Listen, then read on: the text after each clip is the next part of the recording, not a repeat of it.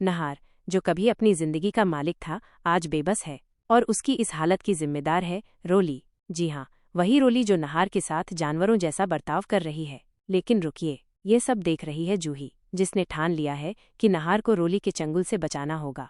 जूही जानती है कि अगर जल्द ही नहार ठीक नहीं हुआ तो रोली उसे हमेशा के लिए उसी हालत में रखेगी। पर जूही को एक बात की तसल्ली है, नहार उसकी बातें सुन रहा है, सब महसूस कर रहा है। इसीलिए जूही ने दिन रात एक करके नहार की सेवा करने का फैसला किया है, ताकि वो जल्द से जल्द ठीक हो सके। लेकिन जूही के हाव भाव देखकर समर को उस पर शक हो चुका है। क्या जूही ही आया बनकर घर में आई है? ये सवाल समर को परेशान कर रहा है। वो सच तक कैसे पहुंचेगा?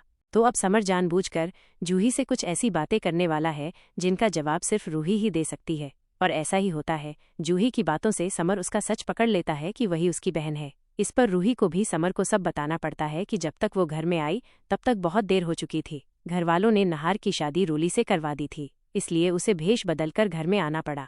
इसके बाद रूही समर से सवाल करती है कि आखिर वो रोली को किस सच की धमकी दे रहा था और वो रोली का क्या सच जानता है। जिस पर समर रूही को सारी बात बता देता है कि आज नहार की ऐसी हालत की जिम्मेदार सिर्फ रोली है।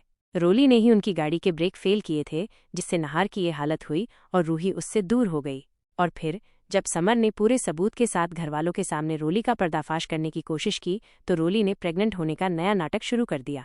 और जब नहार ने साफ साफ कह दिया कि ये बच्चा उसका नहीं है, तो मधुबाला ने दादी और सोनी को भड़काकर नहार के साथ उसकी शादी करवा दी। ये सब सुनकर रूही को रोली पर बहुत गुस्सा आता है। सगी बहन होते हुए भी उसने रूही का घर बर्बाद करने में कोई कसर नहीं छोड़ी। इसलिए रूही भी ठान लेती है कि वो रोली को पूरे घरवालों के सामने बेनकाब करेगी। रूही समर को बताती है कि सबसे पहले घरवालों के सामने ये सच लाना होगा कि कैसे रोली प्रेगनेंसी का नाटक करके पूरे घरवालों को एक बड़े धोखे में रख रही है। इसलिए जब रोली अपने लिए रूही को जूस बनाने को कहेगी तो रूही रोली के जूस में बेहोशी की दवा मिला देगी, जिससे रोली को चक्कर आने लगेंगे।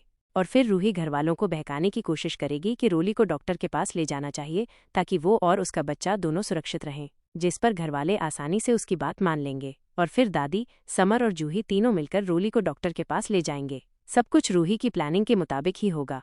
इसके बाद रूही नहार के पास जाकर उसे अपने और रूहन की यादें याद दिलाएगी, जिससे रूहन और रूही की यादें नहार के दिमाग पर गहरा असर डालेंगी और नहार अपने पैरों पर खड़ा हो जाएगा। और फिर वो रूही को सही सलामत देखकर उसे सीने से लगा लेगा। नहार को ठीक होता देख रूही भी बहुत खुश होगी और वो नहार को बताएगी कि दादी ने उसकी शादी रोली से करवा दी है, जिस पर नहार रूही को बताएगा कि वो रोली की सारी करतूतों के बारे में जानता है और अब तक उसके मुंह से सारा सच सुन चुका है कि कैसे उसने रूही को रास्ते से हटाने के लिए उसका एक्सीडेंट करवाया और रूही की जगह हथियाने के लिए नहार से शादी की। इसीलिए रूही नहार से कहेगी कि अब समय आ गया है कि घरवालों को सच बताया जाए, जिसके बाद रूही अपने असली रूप में आ जाएगी और नहार के साथ उसे जिंदा देखकर पूरे घरवालों के होश उड़ जाएंगे। और फिर नहार सबको बताएगा कि रूही ही आया बनकर घर में आई थी और उसकी मेहनत और लगन की वजह से ही वो आज ठीक हो पाया है। साथ ही नहार रोली की भी पोल खोलेगा कि रूही और उसके साथ अब तक जो कुछ हुआ वो सिर्फ रोली और मधुबाला की वजह से हुआ। तभी समर और जूही भी रोली का प्रेगनेंसी टेस्ट करवाकर घर पहुंच जाएंगे और वो घरवालों को बताएंगे कि रोली मां बनने का सिर्फ नाटक कर रही थी ताकि इस घर में उसे जगह मिल सके। ये सुनकर दादी रोली को एक जोरदार तमाचा जड़ देंगी, जिसके बाद नहार फौरन मधुबाला और रोली के लिए पुलिस को बुला लेगा।